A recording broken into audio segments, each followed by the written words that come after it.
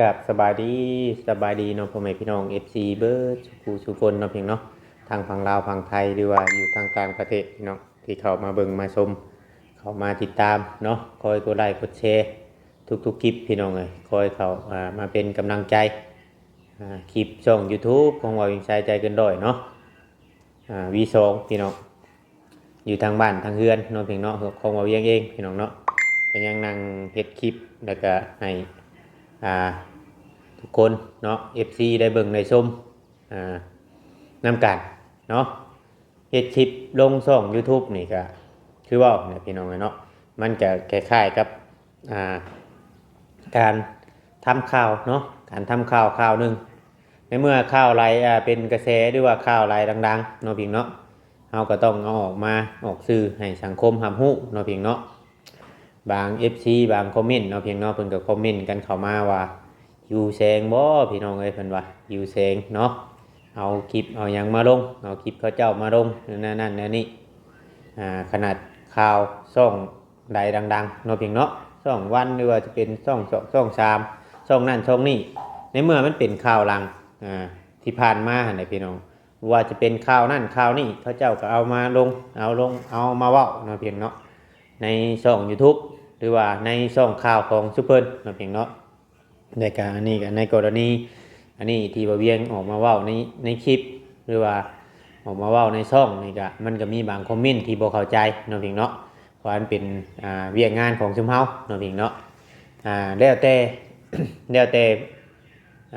ผู้ใด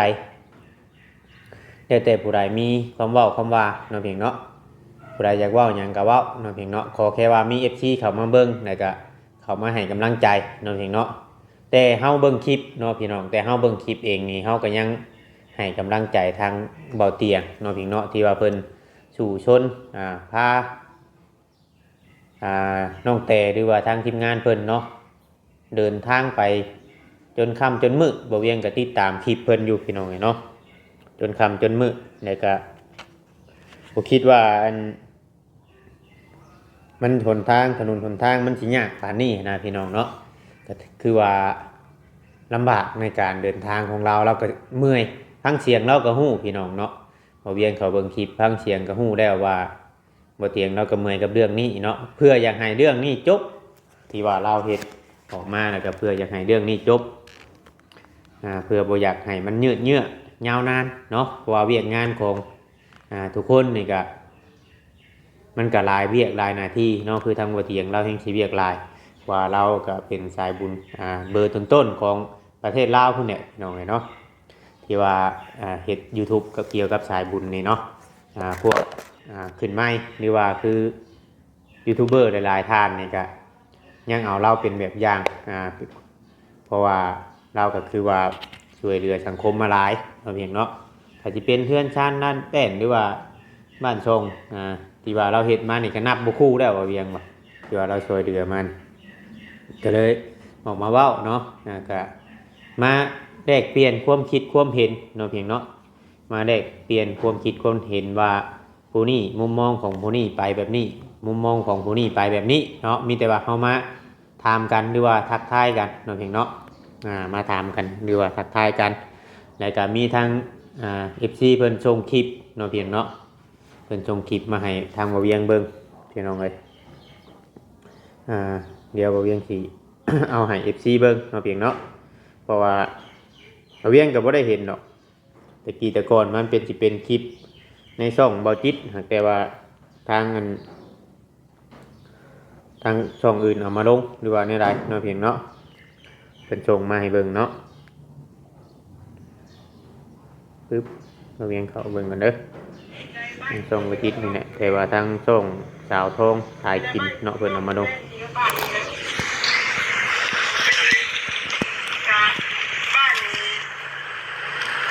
ยกปูหมกน้องกับน้องไล่แล้วปูถึงเราปูเอาในนี้แม่เขาว่าไอ้เตียงมันมาบอกหมู่บ้านนี่ดิเขาบ้านพี่มันบอกว่าลูกไปได้นี่คือทางบ้านเนาะแม่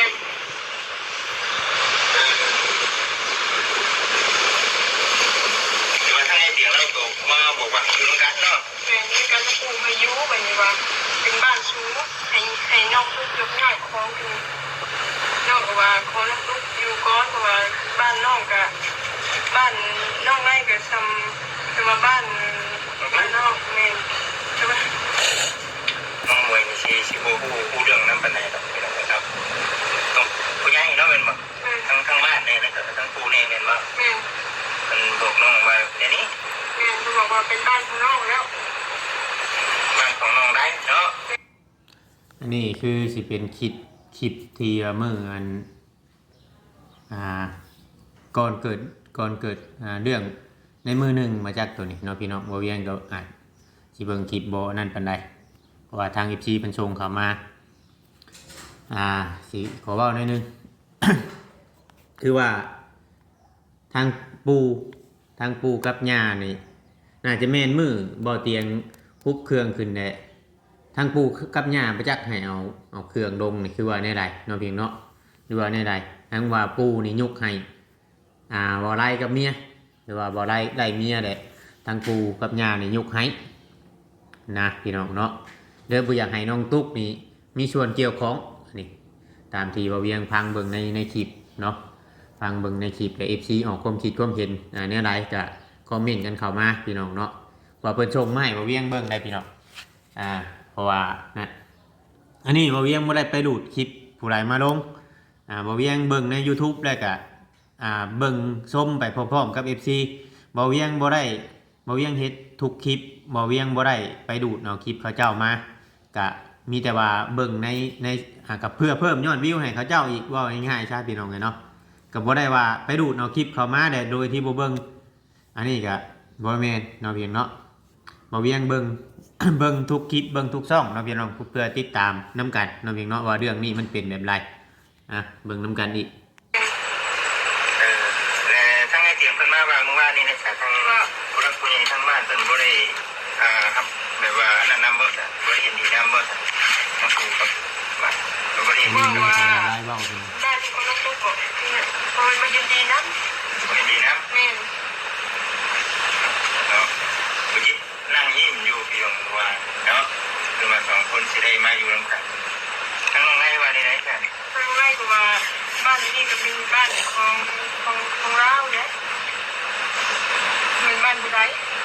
น้องตุ๊กก็บ่มีสิทธิ์ว่าเนาะน้องตุ๊กบ่มีสิทธิ์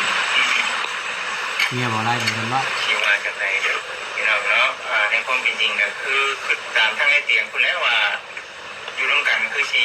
มีความสุขเนาะแต่ว่าน้องเพิ่นนี่สิได้พากันไปเฮ็ดใหม่ทั้งพ่อบ้านทั้งพ่อบ้านบอกไว้ทั้งพ่อบ้านทั้งปู่แม่นบ่บอกไว้แล้วทั้งชื่อเจ้าสองคนนี่บ่ได้คิดใจกันบ่คิดใจกันแม่นบ่น้องตุ๊กเขาจะได้รู้บ่แต่บ่ได้ที่ไหนเขาด้านหลังพี่ชายไม่ยังมาครับเรื่องวันที่ใหญ่ของลูกปู่อ่ะก็ต้องง่ายดอกบ้านเป็นบ้านสูงแล้วสูงต้องลูกยังอยู่นี่แหละเราวะตอนแรกทางน้องมวยกับอัน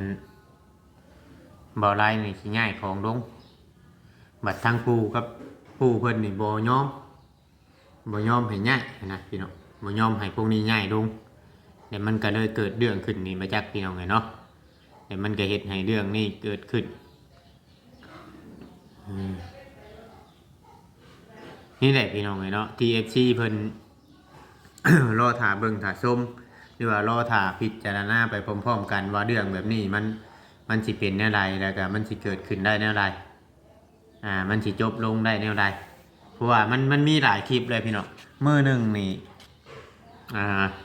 มันก็หลายคลิปแล้วก็หลายช่องเนาะพี่น้องเนาะเฮาบางทีเฮาก็อาจจะบ่ได้เบิ่งเบิดทุกช่อง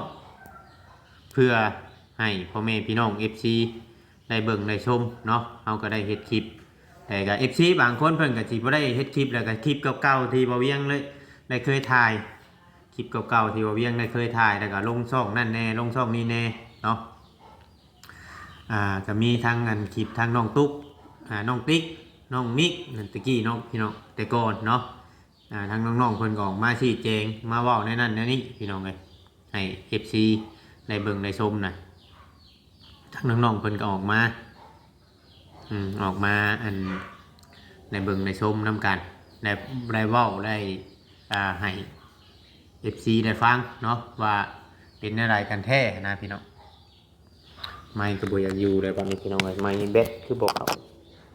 แต่ว่าสิบ่จบคลิปจะมาจากพี่น้องเนาะ เป็นอะไรกันแท้ในเรื่องที่แท้จริงเนาะพี่น้องก็คือว่าเนี่ยคือนั่งแต่คือตอนนี้ปัจจุบันนี้ทั้งบ่อเตียงเราได้ไปหาไปนั่นก็ยังแบบยังได้ร่อนอยู่ว่าง่ายๆว่ายังบ่เป็นรักเป็นแดงเนาะแต่ค่ายว่าอยู่กับบ่อไร่นี่แหละพี่น้องเอ้ย อยู่กับบ่อไร่ก็อยู่กันมา 3-4 ปียังบ่ได้มีการใบขอหรือว่ายังบ่ได้มีว่าชาติว่าใบเป็นผัวเป็นเมียกันแท้เนาะพี่น้องเนาะยังบ่ได้มีใบน้ำตอกน้ำตาลหยังเลยเราไปอยู่ตัวใหม่นี่เฮาก็บ่ฮู้ว่าเอาผัวแท้บ่หรือว่าแนวใดเนาะพี่เนาะแต่ที่ว่าเขาเจ้าว่าเอาผัวแต่ก็ยังบ่มีว่าใบห้องร้องขอกันหรือว่าแนวใดต่อไปบางทีในภาคหน้ายังเถื่อเราตกระกรรมลำบากมากเนาะพี่เนาะสมมุติว่าเรายกที่ดินให้น้องตุ๊กนะแล้วอาจจะมีบ่มีบรรยุอีกคือเก่าพี่น้องFC หลายๆท่านเพิ่นก็โทรมาเพิ่นก็ว่าเป็นห่วงอยู่เป็นห่วงน้องเตเพราะว่าเว้ายังไล่บ่เต็มปากเนาะเว้ายังได้บ่เต็มปากเพราะว่ามันยังคาน้องตุ๊กอยู่เนาะยังคาน้องตุ๊กอยู่เพื่อว่าคำสิเว้าหลายเพราะว่าทำสิเว้าหลายนี่ยังน้องตัวเองยังอยู่ในครอบครัวเขาเจ้าเลยบ่กล้าเว้าหยังหลายอันนี้แหละพี่น้องเอ้ยอย่างคือคำผู้เฒ่าเพิ่นเคยเว้าออกมาว่าอันบางทีนี่น้องนี่อาจจะทำร้ายอ้ายได้แต่อ้ายนี่ทำร้ายน้องบ่ได้ยันคือคำผู้เฒ่าเพิ่นเว้าเนี่ยเนาะถึงอ้ายนี่ถึงที่เอื้อยหรือว่าอ้ายนี่ถึงที่นั่นจำไรก็บ่สามารถเฮ็ดน้องตัวเองได้เพิ่นว่าเนาะแต่น้องนี่บางทีอาจจะมีพลาดพลั้งเนาะที่ทำได้เอื้อยตัวเองหรือว่าในนั้นเพิ่นว่านั่นแหละพี่น้องเอ้ยมีแต่ว่าเบิ่งชมไปน้ำกันเนาะเรื่องแบบนี้ก็บ่มีไผอยากให้มันเกิดแต่มันได้เกิดขึ้นแล้วกับทีมงานสายบุญและกับพฤติกรรมของครอบครัวที่สายบุญได้ช่วยเหลือเนาะพี่เนาะกับ FC หรือว่าสังคมออกความคิดความเห็นมาเนาะว่าแนวใดว่าสมควรช่วยบ่คนแบบนี้หรือว่าแนวใดเนาะตามคอมเมนต์เพิ่นเขาเม่นกันเข้ามานี่ก็ว่าทางครอบครัวของเบาไร่นี่แบบบ่ค่อยยอมพังไผว่าเนาะแบบว่าคันในบ้านเว้าแท้ๆก็ยังบ่ค่อยอยากฟังเนาะเพียงเนาะที่ว่าในบ้านนี่เพิ่นเป็นกลางที่สุดพี่น้องเอ้ยเนาะในมือนั้นมีเหตุมีผลเพิ่นเว้าคำหลายก็แม่นว่าถูกเป๊ะๆเนาะคำว่าโอ้ยในบ้านเอียงไปหน่อยนึงนี่แฮงสิมื้อนึงตื้อๆไปแฮงสิยาวใหญ่สายยืดเนาะเพียงเนาะพี่น้องเอ้ยมีแต่ว่าเป็นกำลังใจให้เบาเตียงคือว่าเราเฮ็ดหน้าที่ของเรานี่เต็มที่แล้วพี่น้องเนาะลุยเป็นดุยกับเบียดกับงานตัวนี้พี่น้องเพื่ออยากให้มันจบแต่ว่าตัวนี้นั่น คือ FC ว่าปูญาเป็นตัวว่างเปลเนาะอันนี้คลิปเสียงให้พ่อแม่พี่น้องฟัง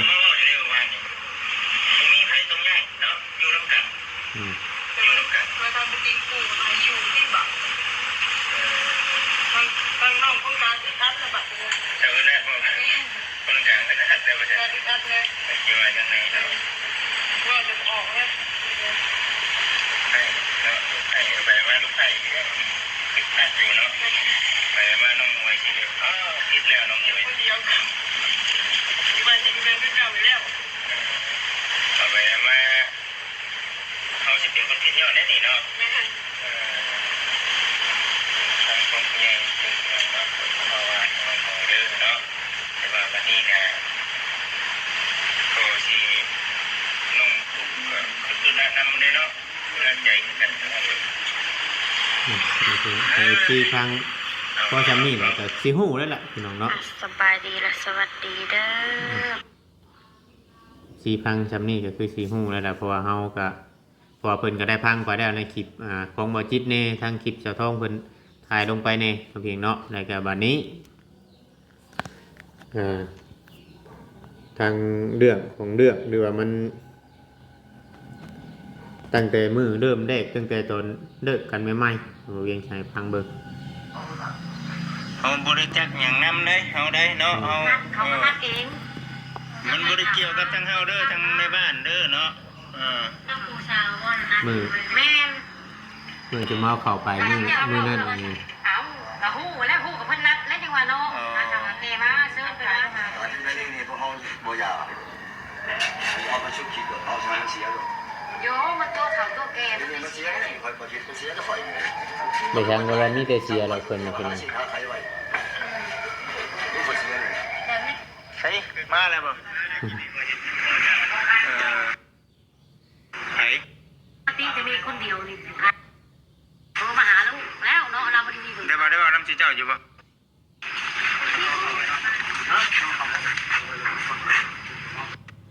มาเนาะ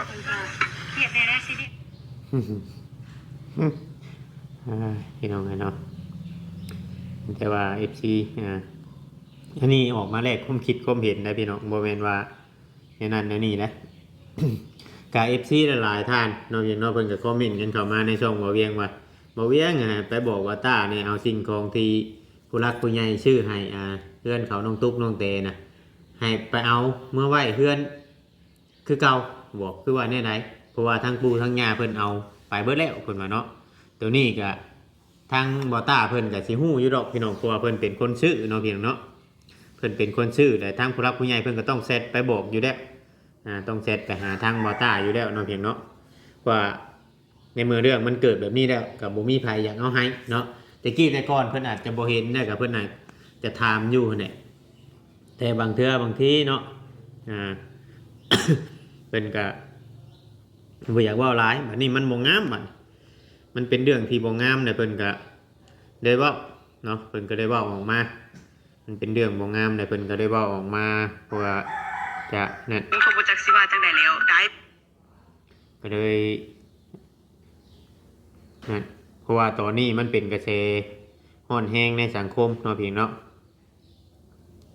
นี่ก็เลยเลื่อนไปทางใดก็มีแต่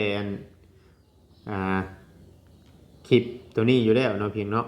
เราก็เลยออกมาเว้าแลกเปลี่ยนความคิดความเห็นให้พ่อแม่พี่น้องนี่คอมเมนต์กันเข้ามาแนวทางที่ดีเนาะพี่เนาะบ่แม่นว่าเฮาจะทันได้ทันเว้าเนาะพี่เนาะถ้าเมื่อเรื่องนี้จบคือบ่เตียงแล้วเว้าหั่นแหละถ้าเมื่อเรื่องนี้จบถ้าผู้ใดเข้าไปทายเนาะพี่เนาะถ้าผู้ใดเข้าไปทายก็ให้ผู้นั้นรับผิดชอบเองเนาะพี่เนาะให้ผู้นั้นรับผิดชอบเองเพราะว่าดาวแก้ไขตัวนี้ให้มันแล้วเราแก้ไขตัวนี้ให้มันแล้วเลยเราบ่อยากยุ่งเกี่ยวว่าง่ายๆซะให้มันจบถ้าคนใดเข้าไปหรือว่าอันนั้นจะต้องคนนั้นต้องแก้เองพี่น้องเนาะคนนั้นต้องแก้เพราะว่าเรากับเมื่อยกับเรื่องนี้มาแล้วเราบ่อยากอันนั้นแหละพี่น้องเนาะเราบ่อยากบุญวายแบบบอกง่ายๆใช่เราก็เมื่อยแต่เฮาเห็นเราเห็นเราอันนี้เฮาก็ยังเมื่อยนำเราแหละพี่น้องเนาะก็เชิญว่าสิไปอันนั้นคืออันนั่น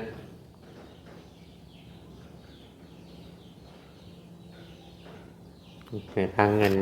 คลิปเสียงมือเพิ่นตลอดกัน